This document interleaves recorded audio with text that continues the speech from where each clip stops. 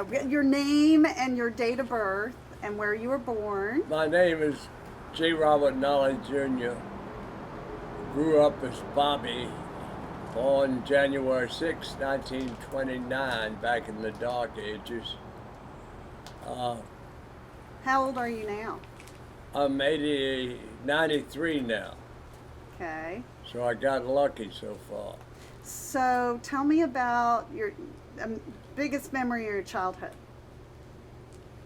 Biggest memory of my childhood. I do remember you had a birthday where you had a pony. That's right. That's pictures in there. Yeah.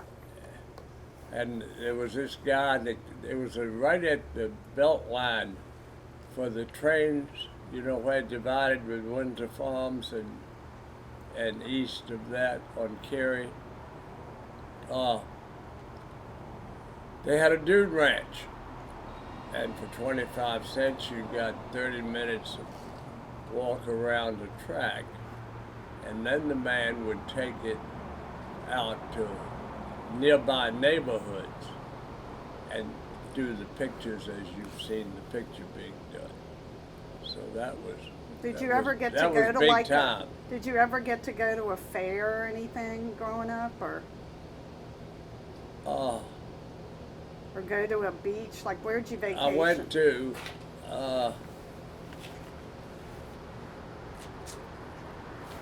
what was the big circus?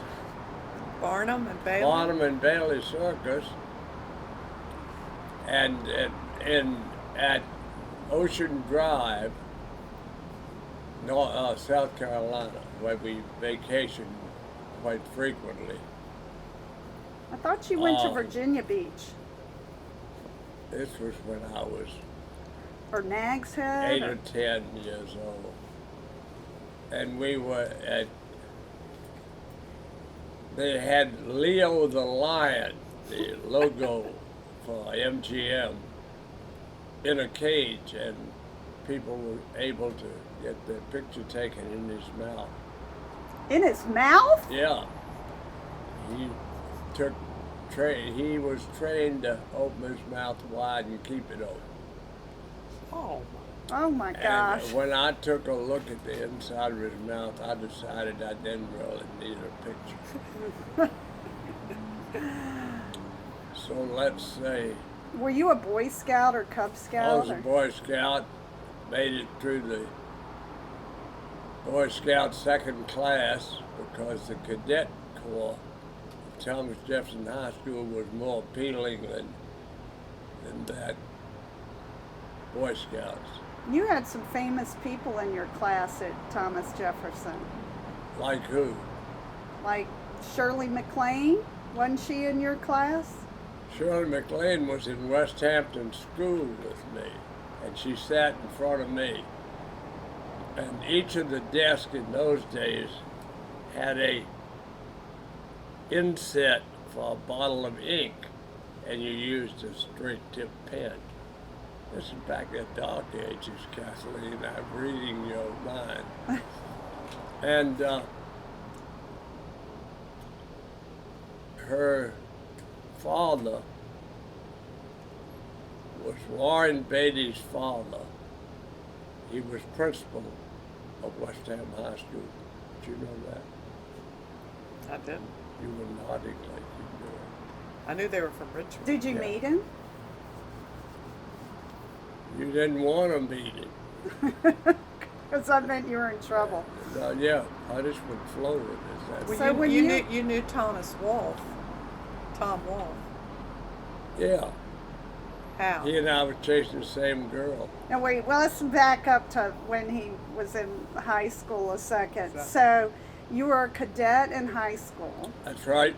Did you get promoted or anything, or? Got promoted every year. And then did you? Then I got the regimental commander the last year. What does that mean?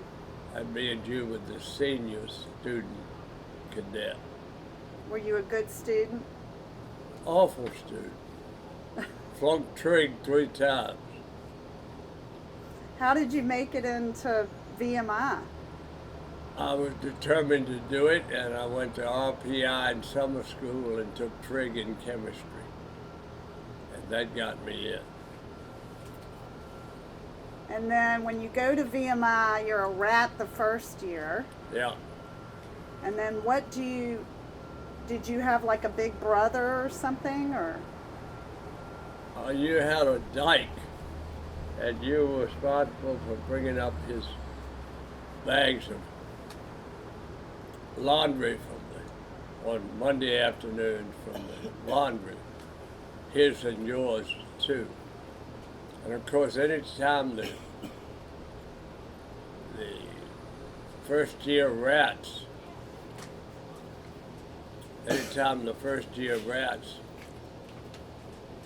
were coming back from class, they had to run the stoops. You couldn't walk up and down the stairs of barracks. You had to run it. And then you dreaded when somebody, upperclassman, yelled, "Whoa, mister, come here." So And did he you? could make You always go. said you slept on your VMI hay. Was your bed really made with hay? No, that was the name given to the bed. The bed was a cot with taut springs out of mattress, a 6-inch mattress. Can I interrupt? Yes, you can interrupt, Mom. What? That hay is still in our attic. After 68 years. One of these days, somebody's Okay, going to say, so you graduated from VMI in 1951, right? 52. I flunked out, you remember, at the end of my first rat year? Did they make you do the rat year again? No, academically, yes, but I went to VCU and made up the chemistry and the, what else was it? I don't know. But you got through it. Yeah. You graduated. Where'd you go to work? I knew where I was going. The Korean War was on. They gave me a, Did they make you do it for a couple years? I had my orders for active duty before I got a diploma. For 3 years, or how many 2 years? years. 2? Yeah. And they put you where? Air Force. At Headquarters Air Rescue Command in Washington, D.C., which was nothing but a transient Quonset hut. Are you familiar with Quonset huts in the military? I thought you ended up going, though, down to Alabama, Montgomery. That was my first duty station. Oh, so you go to D.C. I went first. to D.C. to the headquarters for the Air Rescue Service, and they said, we need an adjutant in South Carolina at Maxwell Air Force Base. So that's how I got down there. All right, well, maybe we pause for a moment. How are you? You want to drink more water? You are? Do you want to talk? I love to talk. Oh, wow. I could refute everything he said. Okay, so first let's start with your My name name and your. is Jeanne Marie Hoff Nolley. I was born July the 11th, 1929 in Pitcairn, Pennsylvania, which is a small town outside of Pittsburgh. Dirty. It was a railroad town. It was the largest railroad terminal to spin engines. They called it the engine round table, where they'd bring in all the engines and spin it. It was part of the industrial valley from Pittsburgh. There were 3 steel mills up and down the valley. The railroad stations. Westinghouse was another 2 miles down the road. And during the war, we never saw midnight. We never saw night because the mills were going and the light, it was just light. It was all red lights. All What did they make in the mills?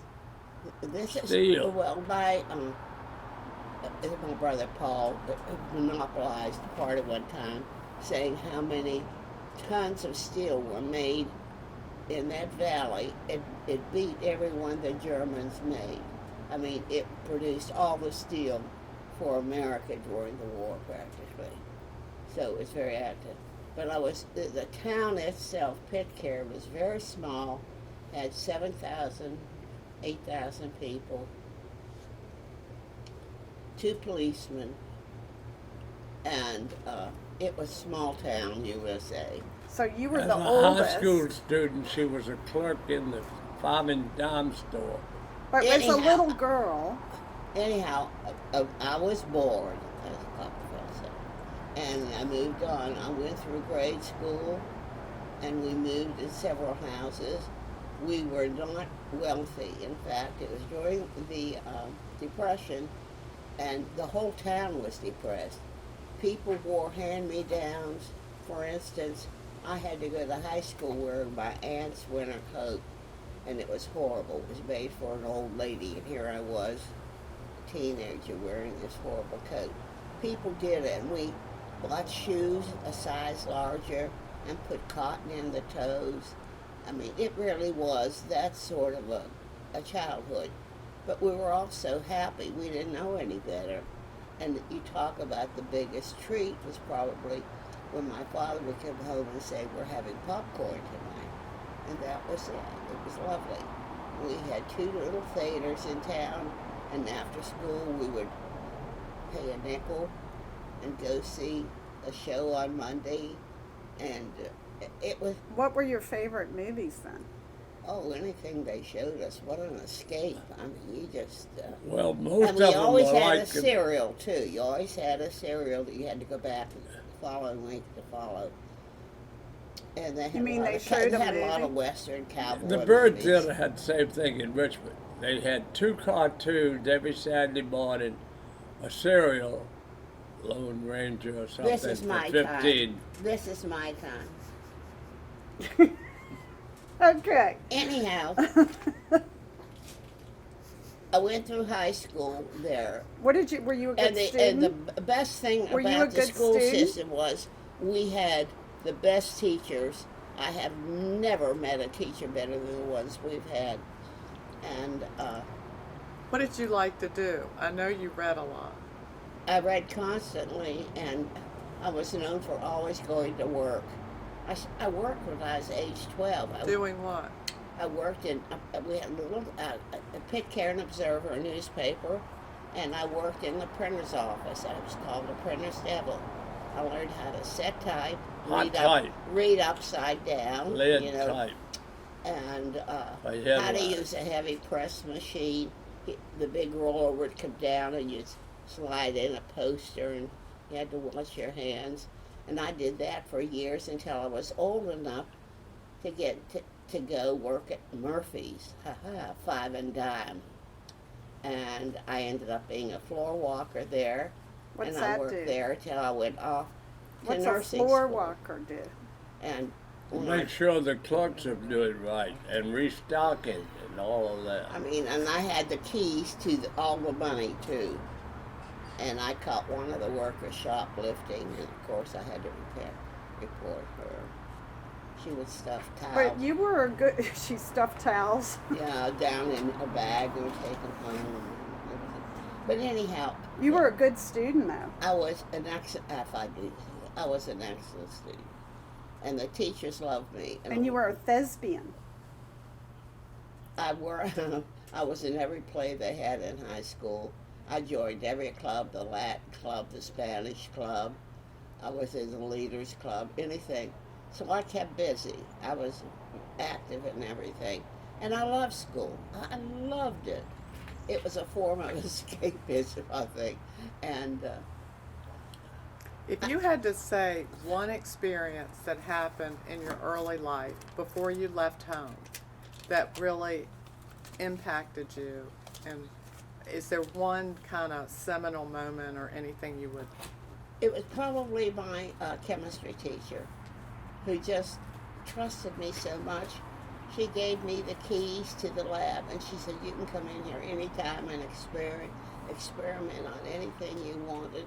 And she was the one who was responsible for me going into nursing. We did not have the funds to send me off to Pittsburgh, the University of Pittsburgh, so she said, I'm going to go, and you know chemistry well, you're good with people. So she took me to interview in one of the big hospitals in Pittsburgh, and I became a nurse. Well, how did you do that? I mean, did she... She took me to meet the superintendent and told her that I would be a shoo-in.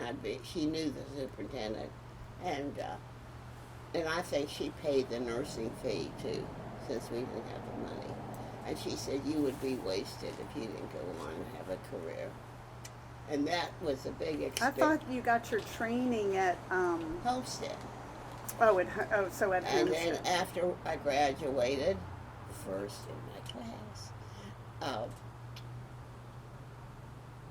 I lived in an apartment and continued working as a nurse, and the Korean War occurred, and they were drafting men had to do 2 years active duty, and they had recruiters going all over the place, and they said they're desperate for Air Force nurses, and they said that you just can pick the base you want practically, and you travel. They painted a beautiful picture.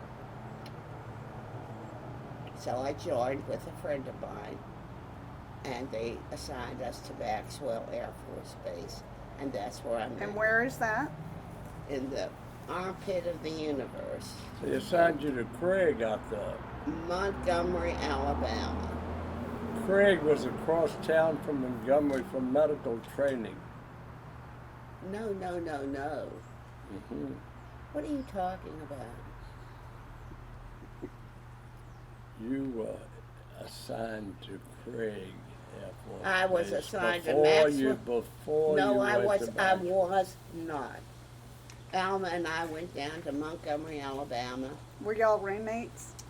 We each had our own room, and it was a whole different life. He signed up for 2 years. Didn't know you could. I signed up for 3, and it was a wonderful experience. Why? I met fabulous people. Since all of the people were being drafted, I met top doctors from all over the country. I mean, they had to do their 2 years. I mean, instead of working in a hospital making big money, they had to serve the country for 2 years, and they did. Did they make you pick a specialty of nursing? No, you're in the Army, honey, in the Air Force. You do what they tell you to do. I found that out very early. So if you all would each give a recap of your career. You did the Army for 3 years. No, And the Air Air Force. Air Force for 3 years. Yes, And then what? we got She married. didn't do Then 3 you got years. me. She got pregnant. Oh. No, we No, were married. she I was was married. almost ready. Yeah, she was married. I was almost ready at the end of my 3 years, and we got married, and Went on a honeymoon to Florida. Well, how did you meet? I want to hear the story. Well, I didn't like blind dates. I never went on a blind date. I had to know the person, or a friend had to introduce us, and it was just a casual thing, and never a blind date. So this mutual friend, Who? Hank Magenti, he was Bob roomed with him. He decided that Bob and I'd be perfect together, and so he arranged a dinner party. And he said, Jeanne, you're going to send somebody over to pick you and Betty up. Remember Betty, the pretty little blonde? Yeah. And so Betty and I got ready. We were going over and have a free dinner. It was fun.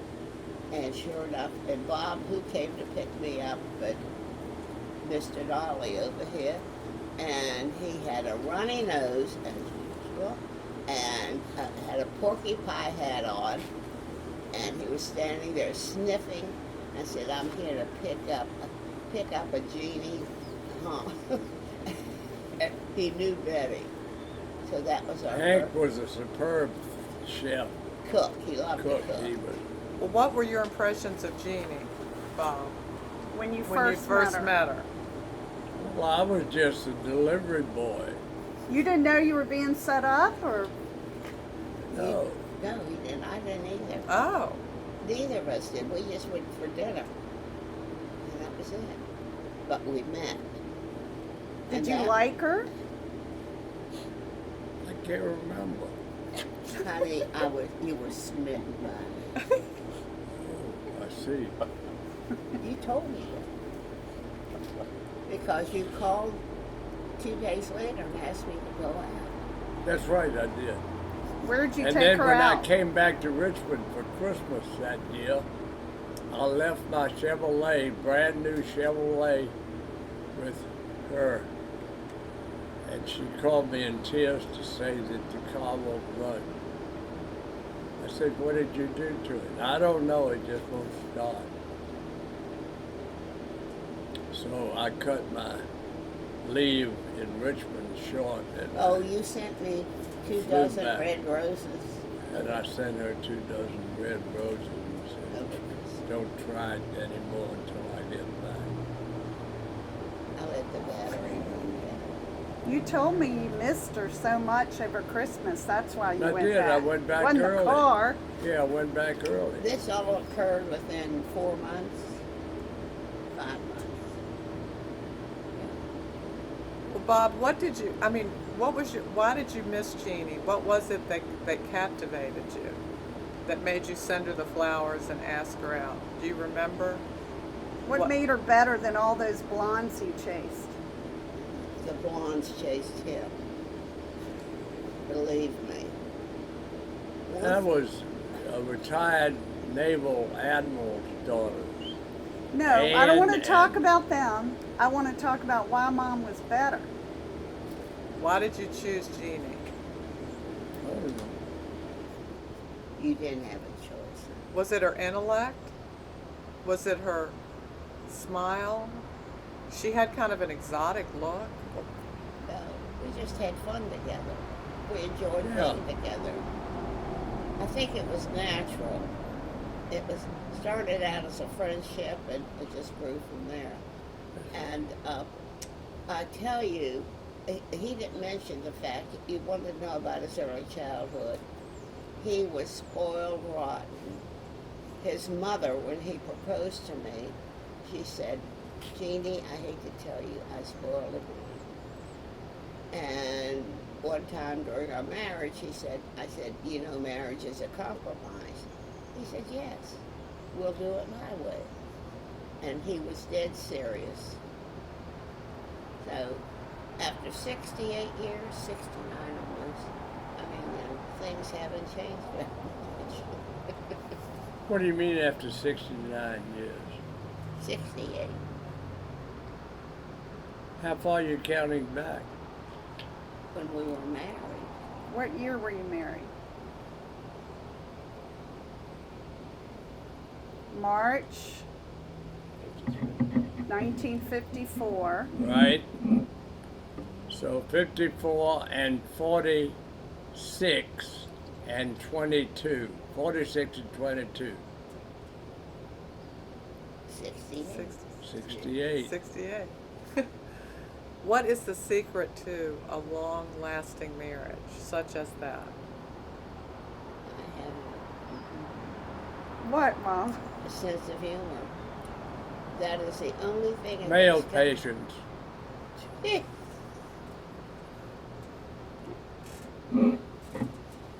A sense of humor. There's so many times I could have killed him. I could have just shut the door and walked out the door.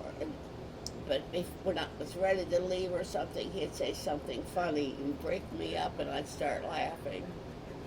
It just, no. I have to tell you this story. I probably should. But I was so tired of going to the bathroom in the middle of the night and walking through spray around the toilet. When is this? My feet would get wet, and I knew he'd.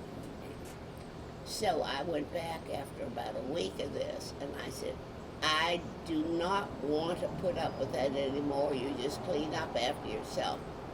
And he was lying in bed. I mean, I was like a fishwife standing over him. Getting ready to go to work that morning. Well, no, that's another story. And I leaned over him and I said, I'm not putting up with this anymore. And he leaned over and opened one eye. And he said, but Jeannie, I'm not perfect. I'm like, oh, God. I said, oh, no, you're not. That was it.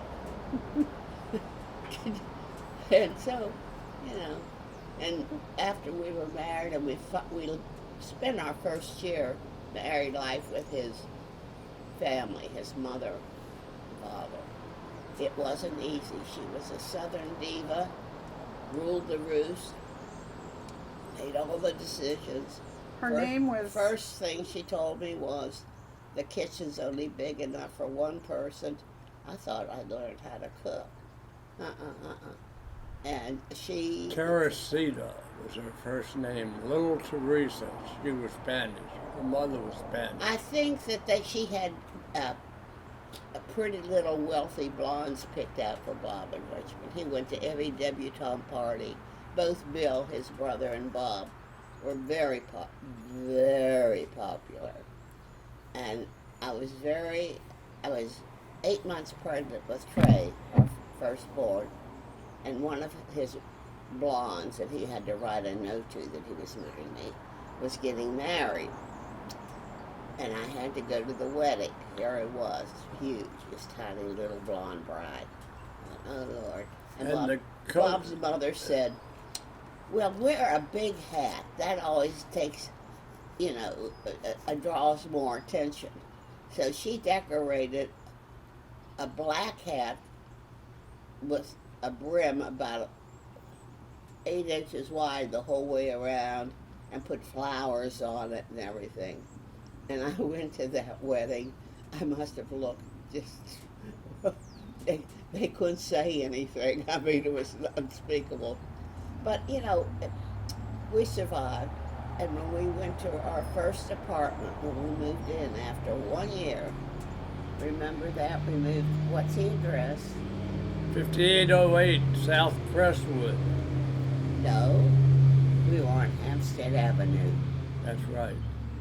6103 Hampstead. That's right, on Hampstead, which is now they tore down, put in condos. It was just lovely, just lovely. I refinished furniture from the basement. We didn't have anything. The monthly rental was $65. You can imagine what it was like. And I took furniture from Bob's mother's basement. She had bags of lime on chairs and tables, and I took everything I could get out of there, and I scraped it down and refinished it. And our first table was that little gate leg table. I painted black, and then the Hitchcock chair, I tried to go black and trimmed it in gold like a Hitchcock, And we went to a sale at a warehouse, unclaimed furniture, and that's where we got our first bed. It had bunnies at the decals, rabbits, baby all rabbits. over the top of it, and so I had to refinish that. And we bought a rug for $7. Right. For our living room, but we made do. But while we were living there, he was in the carpool to go to work. He was working at Life of Virginia, and every morning that car around 8 o'clock, they would come by and toot the horn, pick him up. He never was an early riser, even now, never. Insurance Company of Virginia was looking for a full-time magazine editor, so they hired me. You get a big salary? No, $3,000 a year. Is that a big salary then? And he gave me $45 a week for food, for gifts, for everything. And so you edited the Virginia, Life of Virginia magazine. The home office. When did you go to Sowers or whatever?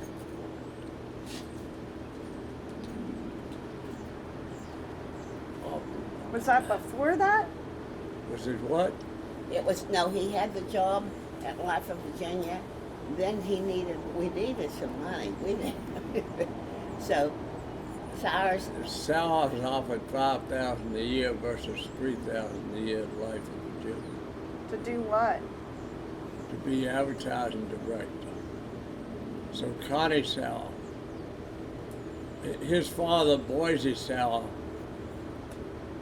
owned the CF Sal Company, and they Mega $1 Million. They controlled the black pepper production all over the world, just for starters. And they had the production lines during World War II. They had production lines of every spice in the world. Some of them smuggled in so they could process it during the war. So did you create the first like spice rack or something, or? Yeah. Wow. We had 2 lines of spices. We had one that was packaged separately with a different package label called Connoisseur Spices.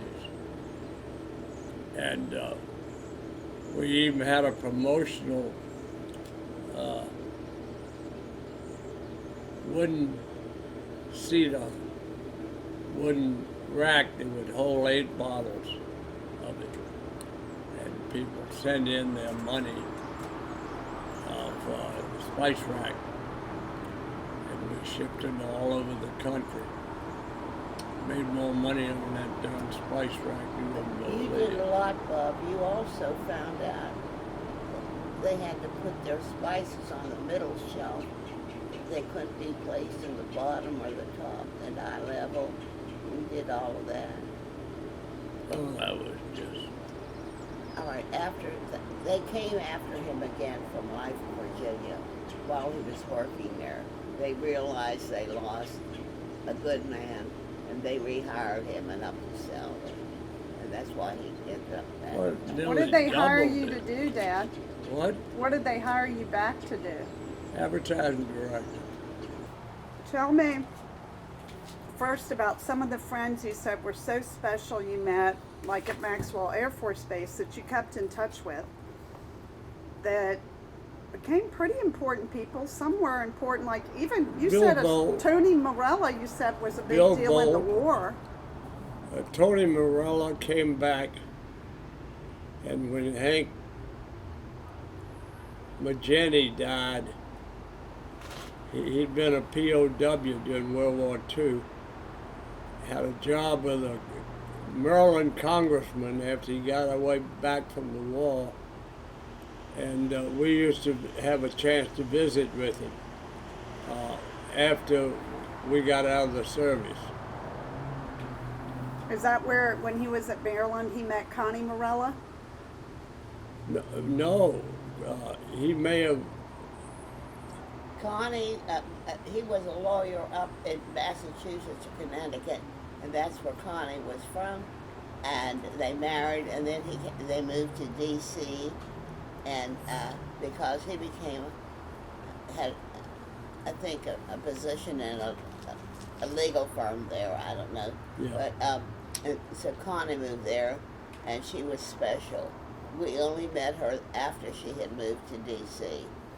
And they're a special couple, special. And as Bob said, whenever Hank Jeanne died, the fellow who introduced us, he had a full military funeral at Arlington. You were there, Catherine. With the boots on the ground and the horse and a full Air Force band So he, to bury that was POWs. Hank. And Bill Bolt, as he said, went on to be president of the biggest bank in Kansas City. And they came to visit us twice in Richmond when we lived in our first apartment. His wife's name was Jeanne. Funny, funny people. But these were people we met in the service. And they really were close friends. Wonderful people. I'm trying to think who else. But But Connie became a congresswoman. Connie was very active, and Hank was best man at their wedding, and he said she was very active up there in politics too. So when she came to D.C., she ran for office, and she ran and won. She beat out the incumbent. And I remember when you took us to lunch at the Palm, and she went with us, and she passed this table full of politicians at lunch. And this man said, "Hi, Connie," and she sat, she chatted with him. After we proceeded at the table, her husband said, "She beat the pants off of him. He was their opponent at the election." And you're still in touch with her. You should Yeah, be. she asked me to lunch. I got to get lunch on the calendar with her. She, stopped being involved with preserving the World War II memorials around the world. But now, she's in her 80s or maybe early 90s. She's ageless. She's one of these people who, small and dark and just attractive and vivacious. She's nonstop. Well, how did you come to meet Katharine Graham? Oh, while Bob was working at Life of Virginia, which became Richmond Corporation, then Continental Can came after them, which is another story. But the reason we were invited to so many different New York and dinners by all the top magazines is because they advertised. Life of Virginia was a big force in the insurance industry, and he placed $500,000 a year in magazines. and he put ads in certain, and boy, they came after him, and they would entertain us when we went up there. We had dinner with Katharine Graham and Stuart Alsop, and it was so interesting. And they invited you back to their hotel room to No, their that was suite, have somebody drinks. else. That was Hubert Humphrey. Oh, that's Hubert Humphrey, who was vice president at the time. And Gerald, we had a lunch with Gerald Ford before he became president, and we were there whenever he got the phone call to come to the White House. They got rid of Nixon. He said, got to cancel out on lunch. He said, I said, "What's wrong with you?" He said, "I can't tell you." I said, "Oh, God. All right. And another dinner we Call went me to, when you can." Another dinner we went to, which really, she was a myth. Did you know about Pearl Vesta? She was a hostess that called me Big Madam. Broadway show. She Based was on the her- female lead. She was the hostess with the mostest. That's what she was on. Pearl Mesta. That's a Jeopardy Was she in question. New York or? So she New had. York. We went to her apartment and had cocktails one time. So we met a lot of interesting people, and I enjoyed it. I did. And Hugh Rickenbacker, Bob met through the insurance industry. He and his wife Scarlett, and that was her real name. Named after Scarlett in the famous book. Because the surname of the legal firm was Scarlett, something, I don't know. But we were so close. We traveled together all over the world. We did the drive down from San Francisco to L.A. on Highway 1, the coastal highway. And we had a big meeting in San Francisco. And so they loaded up our car with the remnants. It was from all my the annual cocktail meeting parties. in San How Francisco. many cases of wine and cheese? And We had a hors d'oeuvres? 9-passenger taxi van-like thing, and the That's- catering guy put in 3 or 4 cases of wine chilled, Easily 5 or 6. and food for 3 days. The food And consisted Jeanne- of hors d'oeuvres. Jeanne and Scarlett said, "God damn cheap men, when are you going to buy us a meal?" We kept eating that the whole way down the coast. And that's whenever we saw Hearst Castle. And one time we stayed at this place they were highly recommended, called the Madonna Inn, and nobody would tell us anything about the Madonna Inn. You just got to stay there. You have to stay there. It sounds elegant. It was owned by Harry Madonna, the mod fella or something. Yeah. And we stayed in the Wild West room where they had the guns embedded in the shower plastic. 6 guns of the days of the Western gone away, embedded in solid Plastic. That was our Plastic. shower thing. And people would Door. come by and say, "Can we see your room? We're staying in the Daisy May and Little Abner room." I said, "Oh, I'd love to see that." It was like a cave. You walked in, it was a cave. It was the wildest place. It's called the Madonna Inn, but we stayed there. We'll never An forget old that. Italian man named Madonna, and But he you had got a to full hear- length. He had a full length portrait. But you got to hear like Frank Sinatra in small venues. Oh, We went to. some of the best shows in There was a Catholic church in San Francisco where Joe DiMaggio got married to Marilyn Monroe. to Marilyn Monroe, and that was where Tony Bennett made his first singing debut of sorts. Yeah, we saw. And there was a cocktail lounge, a very upscale cocktail lounge, next door to this church. So we decided to go in and have a drink at Tony Bennett's new lounge just opened. So we did. And the cover charge was 5 drinks per person. 2 couples. So we ordered. I had margaritas,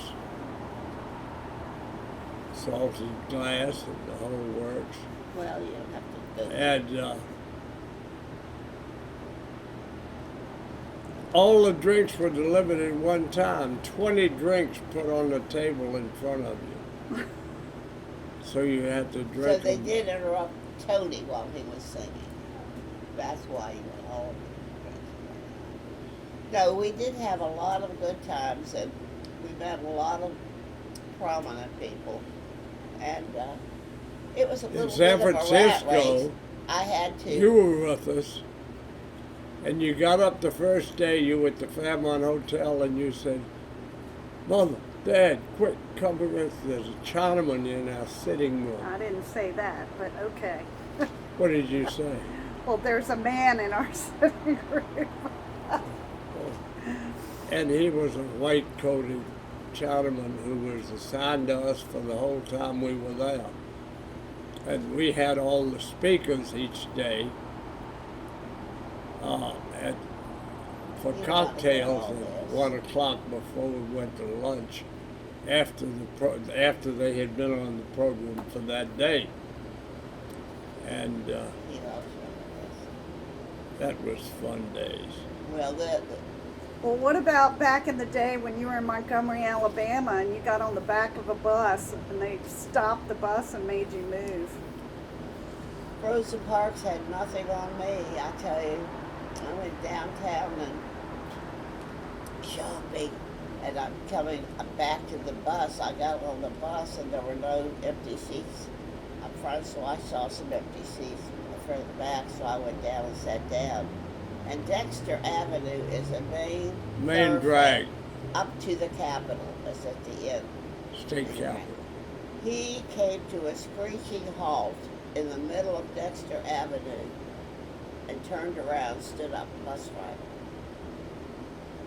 pointed like this. You, and I kept looking. You, and he meant me. You come up front where you belong. So I took my shopping bags and came up front, and he pointed to this brass plaque that was on the wall of the bus, black, white, with arrows. So I stood up And front. a white line in the floor of the bus. Yeah, I mean, you just, So I went up front. There were no seats, and nobody offered me a seat either because I had broken the code evidently. And so I stood the whole way back. But didn't you also get like petition, like Country Club of Virginia or something, to get Arthur Ashe to play be able to play at the White Club or something, or? Maybe we were involved in a lot of things. We really were. When I came to Richmond, I really and truly. Arthur Ashe's father was a teacher. He taught his son all that. And he used to teach, as a city employee, he taught tennis for free on the 3 courts at the reservoir in Bird Park. Tell us about each of your 3 children and the gifts they brought to your life. Tell us about each of them. Their Our names first and when was they were John born. Robert Nolley. Born at The Stewart third. Circle Hospital in Richmond. He was the dearest, sweetest little boy. Everybody loved him. I mean, his grandparents spoiled him, Bob's mother and father. He was like an Eagle Scout, and then as a little boy, he helped you take care of you when you were pregnant the second Well, time. the reason we still didn't have any money. And so I went to work. I think he was probably about not quite a year old, and I started back to work at night at Richmond Memorial Hospital a couple nights a week. And our schedules didn't really mesh. I was gone and I didn't get home till about 8 o'clock. Midnight till 7. Well, by the time I got home, by that time Bob had gone to work. They put us in jail today. So Bob put him in the high chair with some Cheerios, and 5 minutes later I'd get home, maybe 10 minutes later, and there was Trey. And when I was pregnant with Scott, it was a difficult pregnancy. I had to be in bed for 3 months, flat on my back. And Trey would come in and hand me my little peel jars and take care of me. He was just the dearest child. Now Scott, the middle child, he was never around for any of this, is the one who gave me every gray hair I had. I'll say that. He not only blew up the house, he caught the house on fire on your birthday, one of your birthdays. Had to have all the firemen in. Painted the He ceiling. created a plastic explosive in the basement. Napalm, that's what they were using out in the South Pacific. Yeah, he blew up the And, basement and and the his teachers face. wanted to know, where did he get the potassium? Well, he lifted it from the school chemistry lab. Potassium permanganate and I don't know what it was. But anyhow, they told us, you talk about raising children and how harrowing it is. They said that he would be blind if they would know. They said he'll be blind. We'll know in 2 days. He'll be permanently that was blind. at Richmond Memorial Hospital. 3 And weeks later, they took off the bandages. They said we don't have the doctors here to treat this. No, Bobby. Take him to MCV. The burn unit. So he went to the burn unit at MCV that night with me with a telephone back to her every 10 minutes giving her progress reports. So they brought him home, all bandaged up, and they said, take every mirror out of his room. Don't let him see himself because your face swells like this. And so he stayed in bed, and we took him down to, I forget the name of the eye doctor, and he put drops in the second day. He said, he's going to be okay. That's it. And then he was in an accident on Stewart Circle, and another car had hit his side. He was a passenger, this side, and it hit his rib. The Punctured his handle, spleen. the Monroe handle, Park. the handle hit his rib, and thought nothing of it. He looked fine. He came home, and he was lying down on the sofa in the den, and we looked at him, and I said, you know, he looks a little gray. I couldn't find his pulse. I got him over to the emergency room, and they rushed him right to the hospital. It's the first time I sat in the front seat of an ambulance with the sirens going, and they got him there, and they said, we're not so sure he's going to live, like that. So Peter Brown, who was a big surgeon, came in and says, we're going to have to go in, and I'll tell you right now, Mrs. Nolley, it's going to be like trauma surgery. I don't know if he's going to live or not. And he went in, and what had happened, they ruptured his liver, and it was encapsulated. All his blood was encapsulated around the liver, and it broke that, and he was hemorrhaging there. So he was in ICU, Stewart Circle, For a month. for a long time. They even had T-shirts made for him. A Because letter of- jacket. I think like a Yeah, I college mean, letter jacket, anyhow, ICU. so- They had what? But today, all of that experience, he said he didn't know what he wanted to do until he was 35 years old. And he loved art, Started off a and he pre-med inherited that from scholarship. his father, I think. And he, art, and so while he was at school and collegiate, he spent a lot of time in the chemistry lab. With and the Ann, art. what was her Griffin. name? Ann, the Griffin. teacher? And Griffith, and And Griffith, Margaret yeah. Daniel. Margaret Daniels. And anyhow, that's why he's now an art conservator. So And what is the good part of what he's added, other than the? Well, he is now one of the head most of the loving, Hirshhorn caring Gallery in people Washington today. at Smithsonian. He is not only intelligent, he's funny, and he checks on us once or twice a week and comes down every weekend down to check on the house. And he's funny. We play word games. He has a with each other. babysitter for his 45-pound cats, Savannah cats. Savannah cats. They're 20 pounds apiece. Anyhow, so he's wonderful today. He turned out well. Now, Catherine, our last, thank God we had a daughter who takes care of us. I mean, the most thoughtful, caring person. I mean, nothing gets by her. She's the apple of my eye. I mean, she's just like an alter ego. And I adore her. Even today, you know, Me I too. mean, over a period of years, I mean, never gave me a minute's problem. 1 minute. What? Is Your it- memory failed. Is it minute or moment? Minute. Only time. Don't you remember when she stole the Christmas tree, she and Liza Little? Well, we No, never that was knew in about college. that. That was in I know. college. The one time your father came down on you, you were going out on a date. You had slacks on and high heels. No, I had a fuzzy sweater without a blouse on underneath it. No, you had high heels with Had both. slacks. And he said, you cannot go out. You look like a hooker with those heels and the slacks. He made her go up with He always slacks made on. me change my clothes. That's the only trouble she ever gave us. So. He just always grounded me. That's why I couldn't get into trouble. I don't know how she put up with her two older brothers. They really tormented her. The time they put her in a suitcase and, And rolled me down and the rolled stairs. her That down was the the basement stairs. Samsonite commercial.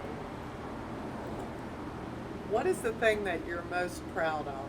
If you look back on your life, what's the thing? I think Which- survival.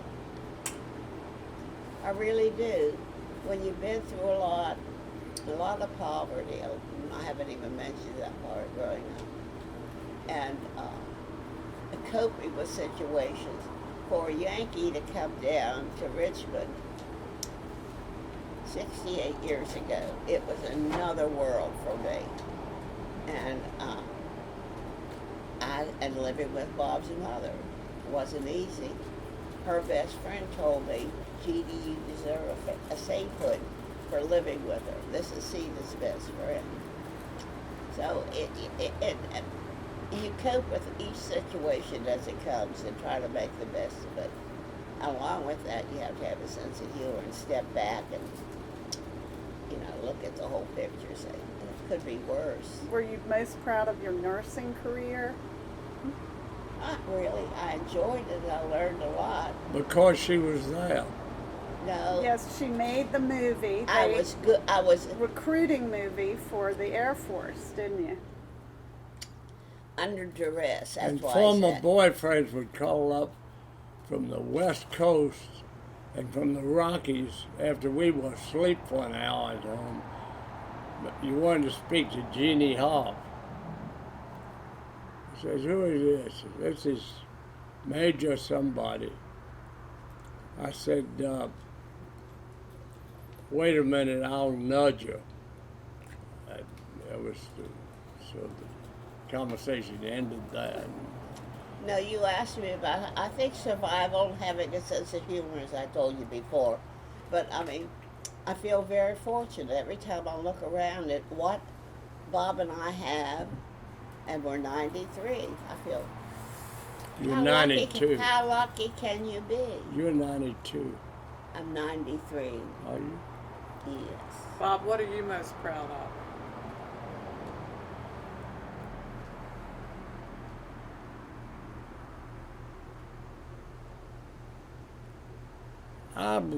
Without a doubt, 3 caring children. Somewhat partially idiots, I guess, but 3 caring children. And what is your advice? What do you want the next generation and the generation after that, and now you have great grandchildren? What would be the message that you might give them in terms of as in living? And you've touched on it, Jeanne, but Well, I want them to be happy. I want them to be contributors to a better world, too. And I think no matter where you are, make the best of it. And if you see people that need help, help them. I mean, I had joined so many things like that. I remember the Southside Day Nursery. Those little children would come in with runny noses, just one shoe, and I mean, I just couldn't stand it. It was so sad. And so you try to make it better. I mean, You haven't commented on your role in the Richmond Ballet formation. yes, You started the school for the Richmond Ballet. I did. I was working with Bob and DeVoe Riddick, and we had the Ballet Impromptu, which was a nice ballet in Richmond. All the students were from different schools, so you had no uniform dancing. They were all trained differently, and Competitive and they schools. were not that good. And that was Ballet Impromptu. Finally, Betsy Gale, Kitty Claiborne, and Ruth Hill. Did you say Goffredale, the columnist? No, Ruth Hill. We met, we said we have to do something. And here they all were very close friends with DeVoe and Bob. And said, we have to start a separate school. And they didn't like that at all. I mean, it changed the whole thing, the tenor of the thing. So we worked at it. Our first school was down at a cleaners on Main Street. It was an empty building where cleaners was. And I think some of the students that had been with Ballet Impromptu came to be trained because there was a uniformity there. And Dad, you think you hung, I remember the mirrors or the ballet bar? well, Richmond Corporation was breaking down, and he said, I have desks and file cabinets, So Betsy Gall and I got in a truck and backed up at the down there, and they loaded in our first desk for the school and other office equipment, chairs, and then finally the lease was up on that one building, and we moved over to the infamous Lombard. I wanted Bob, I wanted you to say what you want to pass on, what is most important to you in terms of how your children, grandchildren, and so on Your live. words of wisdom. What are your words of wisdom for life and living? What advice? That's pretty heavy stuff. I know, is that too heavy? You can On the manage. fly? You can do it. You You're- know what you're you good on want the for fly, your Bob. children and grandchildren. What is your what message? advice do you have for Well, All if of the us. advice to date has not taken, then we have failed. Well, no, you haven't failed. Yes, No. failed by our standards of instruction. Do you feel your children are a failure or No. you're No, but he's just making the point. that- I'm Okay. just It's- making the point. Yeah. Well, what's your words of wisdom now to give? Lob short and go to the net. Okay. Are you a tennis player? Oh He yeah. played in VMI. He was on the I tennis I didn't team. know I that. didn't, Oh my I gosh, didn't you make a tried- team. That's how. I didn't make a No, team. he- Oh, you did. didn't? No. You were really good. I made the quarterfinals of the city tournament. Bill Holland had gotten a gallon of purple Jesus, they called it, which was gin and grape juice. And he'd anchored with his girlfriend in the sand trap, the 18th hole at the country club. All right, and I want to ask you each to say what you love, what you love most about each other. Maybe you've answered it, because I think Jeannie, you already said. Couldn't hurt to do it again. Just Yeah. do it one more time. What do you love, Bob? What do you love most about Jeannie? He does. You gotta think that one down. Make up something good.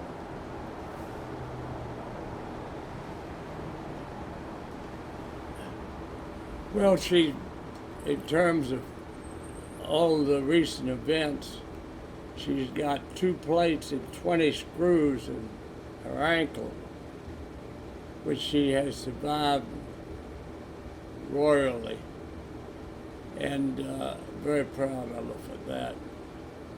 And, even the surgeons are still patting themselves remotely on the back. You But forgot- what do you love about Mom? You have to think about that. But That's pretty heady stuff.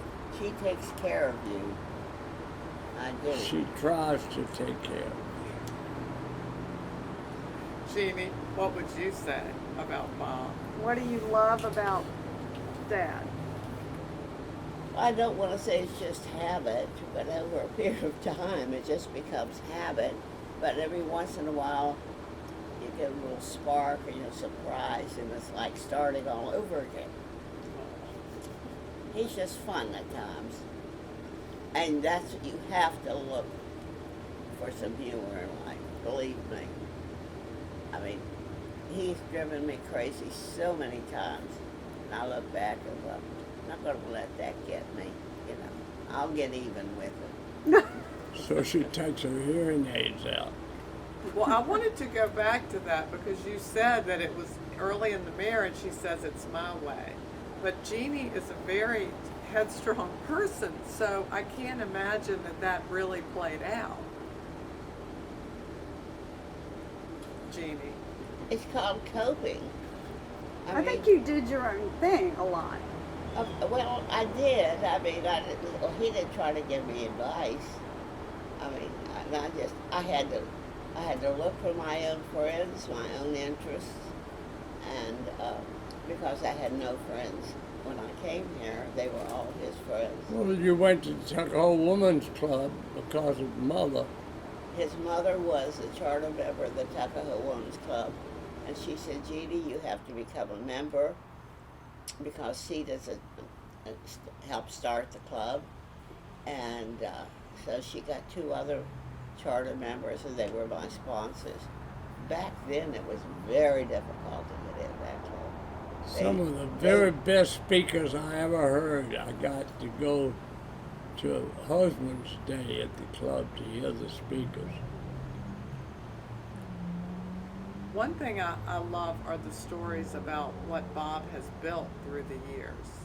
I wondered if y'all wanted to just touch on those quickly. What is that? Like a crab pot. Remember you built a crab pot, Dad, in the beach? You stayed up all night? We had a very small cottage with 2 bedrooms. And after ushering the kids and Jeannie to bed, I started building a crab pot.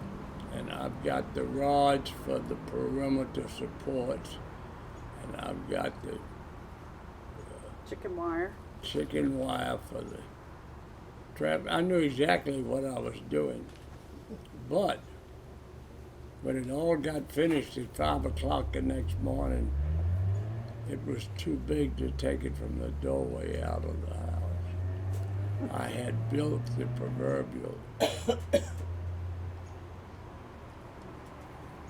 The 2 of us took a lot of chances. Everybody laughed about that for years afterwards. Well, remember when we bought the first lot of topsoil, your mother said we were crazy. Everybody tried to talk us out of it. Oceanfront lot.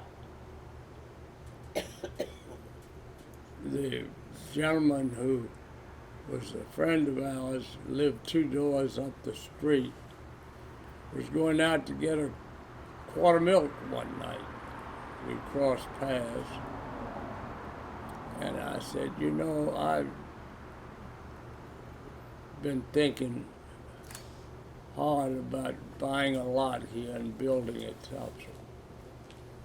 He said, you serious, son? I said, yes, sir. He said, you can have that oceanfront lot for $15,000. My son's going to be building next door. He said, oh, hell, you'll make a good neighbor for him. Make it $10,000. So I bought that oceanfront lot for $10,000. And you hung on to it for 10 years and then built the house. Yeah. Yes, you talk about taking chances. Then we put those huge 3,000-pound sandbags stacked. They are double this width and 6 feet long. And you fill them up by digging a trench or a pit hole at the Well, it shore, saved at the all the shoreline of hurricanes the you beach. survived. And you put somebody in a wetsuit filling up these bags that you stacked. The bags were 3 feet, weren't they? Honey, we didn't do that until long after we bought and built. So we've What got, about, I Dad, talked when to you all were- of our neighbors and are doing the same thing. So we have a contiguous line of sandbags for 9 houses down there. Now, where did you learn to sail and race in Annapolis? Is that something you did growing up, or? Urbana. I crewed, I never was a good. I crewed for Elmore Sally, and I crewed for our medical director, Howard McHugh. Howard McHugh, all up and down the East Coast. And your good friend, Bill Harlan, wasn't he head of like MCV at one point? Bill Holland was head of the heart operations at MCV after having graduated there. He then went to run the similar department at the University of Michigan, and ultimately he came back and What's the third position, which was international? I can't The remember. World Bank. Oh, he came back to to run the medical component of the World Bank. I think we probably need to wrap it up. Is there one more? We didn't give you what you wanted, I know. No, we absolutely. What do you want to say that you feel like we left out in our questions? What do you? Nothing. But where we are today, how do we end up on this nursing? Well, let's see. You Yeah. broke your ankle, and you. What do you want to be remembered for? That's a good question. I want to get back to our house because she and What I do you, have no, made. no. What do you want She to and be I have made remembered for? She and I have made a promise that we will be that. We will. The only way we will leave it, we will be carried out in the box. Okay. So what do you want to be remembered for? Being a good mother and a friend. Yeah. Simple. That's it. And you will recall from You notice members I the didn't say reciprocal my wife. aspect of the relationships.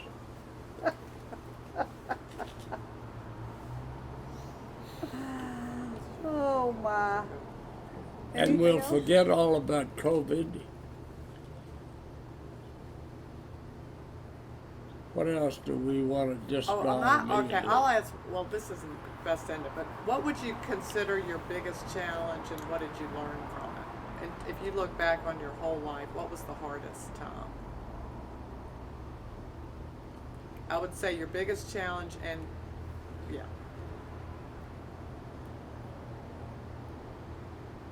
Mine, coping, moving to Richmond, adjusting to Richmond. Nobody would understand how difficult it was. Nobody. I mean, I can tell you that one story, standing in Bob's parents' living room, and I sang, "Oh, that's a lovely family portrait of the mountain." Dead silence. That is Lee and his generals. It was Lee and his generals. Well, who in the hell puts Lee and his generals over Even there? though the person that painted it had painted 2 left feet on Lee. I'm serious. You go back and look at it now. That's all. He's I got just said boots coping, moving to Richmond. He's got it was 2 a left culture boots change. on. Really, it was. Took Bob, me what- 20 years to know it. Bob, Notice it. Bob, was your biggest challenge and what did you learn from it?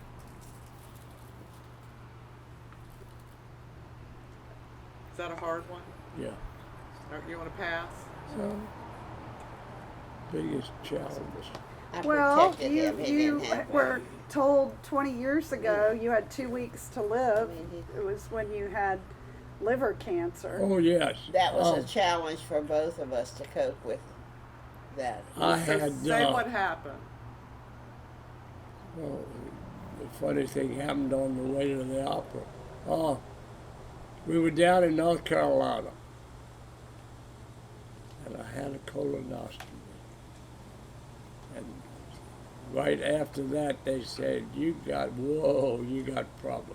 Now, that was the colon cancer. That was Yeah. it. We're You gonna have liver take out the cancer, left colon lobe. cancer, No, they did that in melanoma. Richmond. Oh, no, the doctor here in Richmond, that's right, did the left lobe of the liver. And Mendez.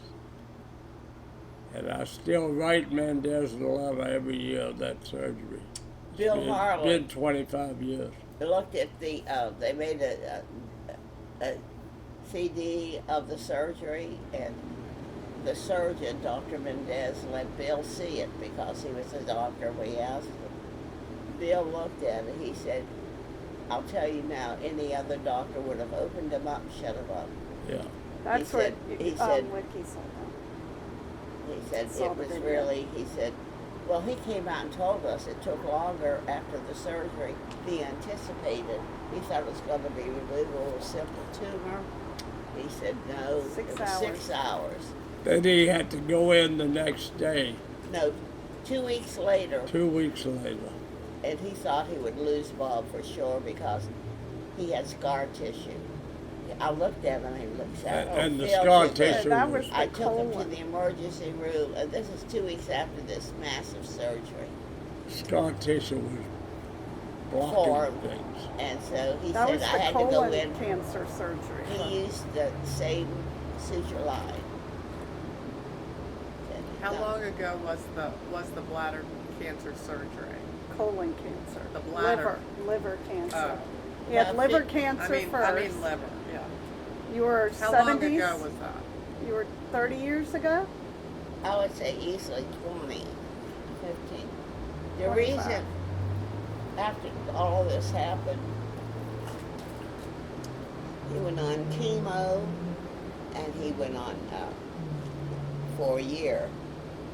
And Scott was with us when we went in to talk to the doctor. And the doctor said, Scott said, give us some, his figures had gone up. He said, give us a final figure here. Tell us what's going on. And the doctor said, you have 2 weeks to 2 months to live. Just like that. And therefore Bob went to Hopkins then, but you helped arrange Alex. Dr. Hong. Uh-huh. And they did their experimental treatment. That's why he's here now. Chemoembolization, yeah. Yep, embolization. But now he's trying a new treatment. Called Immunotherapy. he has a spot on his lung, and that immune therapy is working. Something. So that's You're going to outlive That's us okay. all, A Dad. walking miracle. he is. That's what they say. All right, I think we. Thank Well, you I guys. hope That King was wonderful. Charles will live a long life. This is interesting. This is interesting because Bob was never interested in anything like that. But when Elizabeth died, he started to get interested in everything. He said, now, who was the first Charles? Who was this? I mean, he's been... She has a little book, like so, 4-color, beautifully pretty, of the royals of England from the beginning of time. That's cool. And it's this thick. We did a And lot of there's- traveling, and that's what I love There's doing. a We narrative had a good page, time. and there's a formal portrait which hangs at One of the best one of things the that we did church. together was go on the Queen Mary twice, and he loved that. He goes just for the food. She showed up unannounced. We weren't expecting her at all.